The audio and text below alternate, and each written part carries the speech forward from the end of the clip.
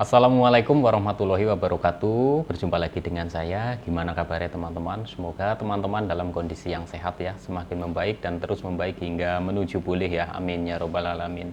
Oke teman-teman, untuk teman-teman tetap semangat ya, tetap semangat untuk menghadapi gangguan asam lambung GERD dan anxiety ini teman-teman. Karena untuk gangguan asam lambung GERD dan anxiety ini dibutuhkan semangat yang lebih ya, serta kesabaran yang ekstra.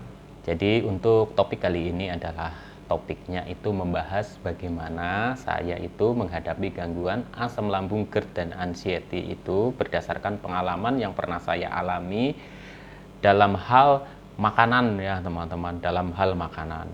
Jadi untuk masalah makanan ya, termasuk pola makan yang saya jalani dan makanan apa saja serta bagaimana saya mengolahnya akan saya bagikan di sini ya teman-teman. Dan untuk teman-teman ya, ini tidak menjadi patokan juga buat teman-teman ya, karena untuk masalah makanan itu kembali lagi itu cocok-cocokan ya teman-teman. Kadang ada yang cocok di saya, tidak cocok di teman-teman. Ada yang cocok di teman-teman, nggak cocok di saya. Dan untuk kali ini saya itu ingin membagikan saja bagaimana saya itu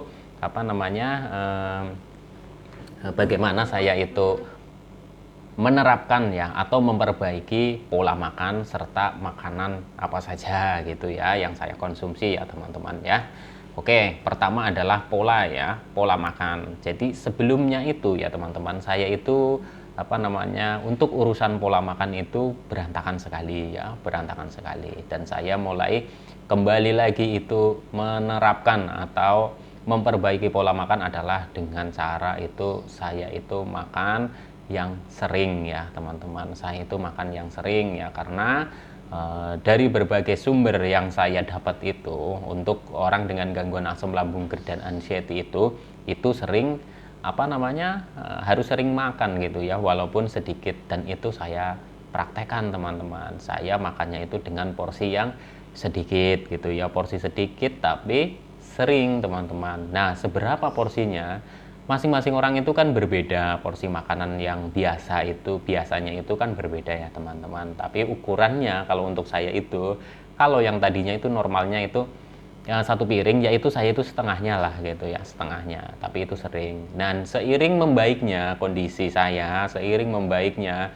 dari sensasi-sensasi yang saya alami, saya tambahkan lagi porsinya teman-teman. Saya tambahkan lagi porsinya, juga polanya sudah 3 jam sekali gitu teman-teman. Saya itu seperti itu, sudah membaik lagi ya, sudah membaik lagi, sensasinya semakin berkurang lagi, saya terapkan itu 4 jam sekali teman-teman, dan begitu seterusnya ya.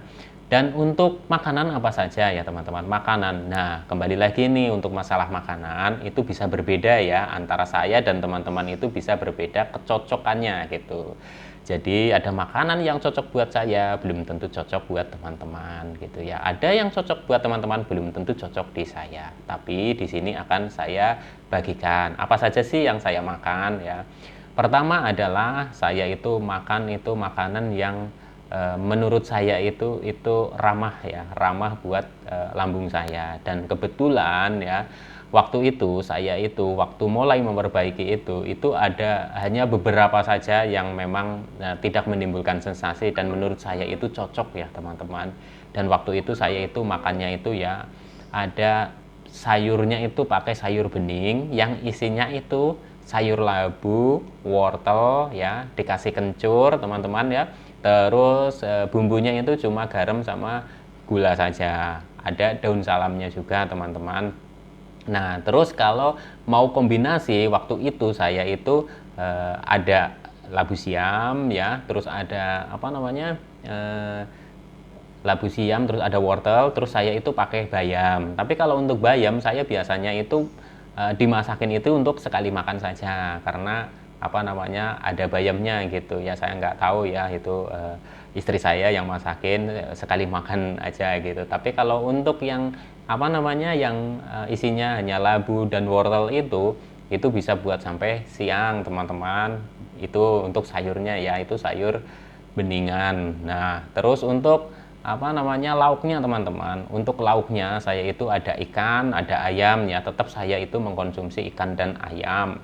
Tapi dengan proses masaknya itu yang berbeda gitu ya. Berbeda dari biasanya. Kalau saya biasanya itu seringnya itu masak ayam itu kan digoreng, kalau nggak digoreng itu di apa namanya dengan bumbu yang banyak sekali. Dan untuk waktu saya memperbaiki pola makan dan apa namanya makanan itu ya, itu saya itu untuk ayam itu ya cuma dikukus ya, kadang juga direbus. Kalau direbus itu saya kasih garam, terus saya kasih irisan bawang putih seperti itu, terus ya sudah seperti itu. Jadi kuahnya nggak dimakan teman-teman, cuma ayamnya saja udah kerasa asin gitu ya, itu sudah gitu Bu, itu buat makan teman-teman ya. Terus untuk ikan juga sama, itu juga saya kadang rebus, itu ikan air tawar, itu kadang ikan apa namanya itu ikan mujair gitu ya, saya itu juga rebus teman-teman. Rebus bumbunya apa ya, bumbunya yaitu garam teman-teman ya, kasih biasanya itu ya pokoknya yang nggak ketinggalan ya bawang putih, saya tetap kasih bawang putih itu untuk mengurangi rasa amisnya itu teman-teman. Terus kalau untuk dikukus ya sama saja, bumbunya saya itu pakainya cuma garam sama irisan bawang putih, kadang dikasih daun salam gitu teman-teman. Ikannya juga sama seperti itu, jadi dibungkus daun ya, ayam itu dibungkus daun, ikan juga dibungkus daun. Nah itu dikukus atau ditim teman-teman, ditim ya. Dan itu saya lakukan terus menerus seperti itu. Dan untuk telur juga direbus teman-teman, dan seringnya itu direbus dan saya makan itu putihnya saja gitu, kuningnya saya memang hindari ya teman-teman. Dan untuk buah-buahan ya, untuk buah-buahan yang saya makan, dan ini kembali lagi ke masing-masing orang itu biasanya cocok-cocokan ya. Jadi untuk buah yang menurut saya itu aman di lambung saya itu ya, itu buah pepaya sama buah pisang teman-teman. Buah pepaya sama buah pisang, dan pisangnya itu juga nggak semua jenis pisang, dan itu saya itu kebetulan cocok di pisang kepok ya. Pisang kepok itu saya itu cocok, dan buahnya itu pepaya itu saya cocok, terus pir itu saya cocok. Nah itu buah-buah yang saya makan teman-teman. Tapi untuk teman-teman bisa saja buah-buah yang lainnya itu cocok ya teman-teman, karena pada dasarnya itu kan kita apa, atau saya ya menghindarinya waktu itu kan yang asem ya, atau yang kecut gitu ya. Kalau durian nangka itu sudah pasti saya itu hindari teman-teman ya. Kalau buah-buah yang lainnya itu yang mengandung asam dan mengandung kecut itu juga saya hindari teman-teman, saya hindari. Tapi ada beberapa gitu teman saya yang terkena apa namanya asam lambung juga, itu masih bisa makan yang apa namanya buah-buah yang lainnya gitu ya. Jadi kembali lagi untuk makanan ataupun buah itu biasanya itu cocok-cocokan, masing-masing orang itu akan berbeda ya teman-teman. Dan ini murni berdasarkan apa yang pernah saya alami. Jadi yang saya alami belum tentu jadi patokan buat teman-teman juga gitu. Karena untuk masalah makanan ini benar-benar cocok-cocokan. Tapi untuk cara mengolahnya ya saya itu mengolahnya seperti itu teman-teman untuk makanannya ya.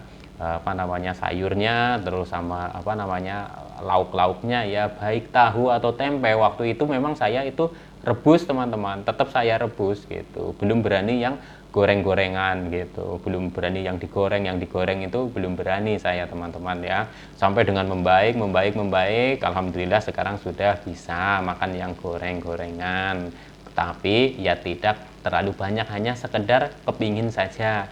Tapi gorengan tertentu saja teman-teman, gorengan tahu dan tempe itu juga goreng sendiri teman-teman ya. Karena apa? Karena sekarang pun saya itu tetap masih menjaga walaupun tidak seketat dulu gitu ya, seketat dulu. Ekstrimnya itu masih saya apa namanya masih saya pantang teman-teman, masih saya jaga gitu. Karena apa teman-teman? Karena saya juga apa namanya belum ini sekali ya teman-teman, apa namanya belum berani lah, intinya belum berani makan makanan yang dulu menjadi pantangan saya, yaitu yang termasuk yang kopi, terus yang kecut, yang pedas, itu belum berani seperti itu. Karena dengan ketika saya itu mengendorkan 3P itu ya, termasuk yang makanannya ini ya masih dicolek dengan sedikit sensasi. Jadi untuk teman-teman yang sudah membaik pun ya, sudah membaik ya, tetap minimal masih jagalah untuk 3P-nya ya teman-teman ya. Kalau memang sudah benar-benar kuat ya itu haknya teman-teman ya. Terus untuk masalah jajanan ya, untuk masalah jajanan, masalah waktu itu saya dalam proses yang masih sensasinya masih banyak ya, masih banyak yang saya hindari. Untuk jajanan itu saya itu stop dulu, untuk jajanan yang di luar itu saya stop dulu dari berbagai macam jajanan ya, termasuk yang favorit ya, ada ada bakso, mie ayam, terus jajanan-jajanan gurih lainnya ya, ada martabak, ada martabak telur, martabak lain-lainnya gitu ya, ada roti bakar dan lain-lain. Itu saya hindari dulu teman-teman ya, bukan berarti itu saya mau seterusnya menghindari, tapi pada saat itu ya itu saya itu menghindari. Dan untuk sekarang kalau bakso itu ya, kalau bakso misalkan saya mau makan bakso itu dengan saya itu dimasakin sendiri gitu sama istri saya gitu ya, dimasakin bakso yang tidak ada ladanya gitu ya, sekedar kepingin saja gitu teman-teman. Itu seperti itu teman-teman, karena saya tetap masih menjaga dulu gitu sampai benar-benar yang benar-benar itu kuat. Jadi akan saya cobanya itu ya sedikit demi sedikit teman-teman. Jadi di sini teman-teman yang selalu menanyakan bagaimana pola makan saya dan apa saja yang saya makan, terus cemilan apa saja ya, cemilan ya kebanyakan saya itu rebusan, dan untuk jajan-jajanan di luar saya itu stop dulu waktu itu ya teman-teman ya. Oke, semoga bisa dipahami, semoga bisa dimengerti ya teman-teman ya. Intinya pada saat itu saya itu menghindari banyak pantangan itu ya, apalagi yang ekstrim itu ya, yang ekstrim-ekstrim itu saya pantang dulu, karena dulu itu saya itu juga masih proses berobat ke dokter, jadinya saya itu juga dikasih daftar makanan-makanan yang saya harus pantang atau harus dihindari dulu gitu ya teman-teman.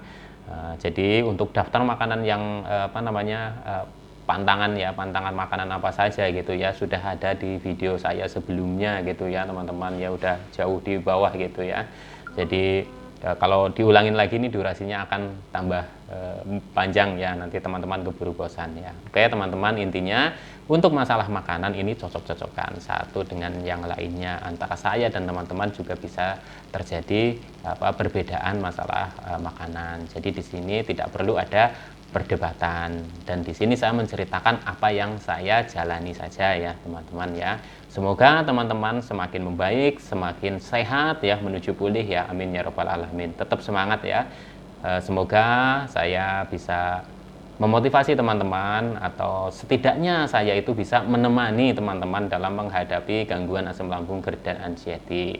Tetap sabar, tetap semangat ya. Salam sehat jasmani dan rohani. Wassalamualaikum warahmatullahi wabarakatuh.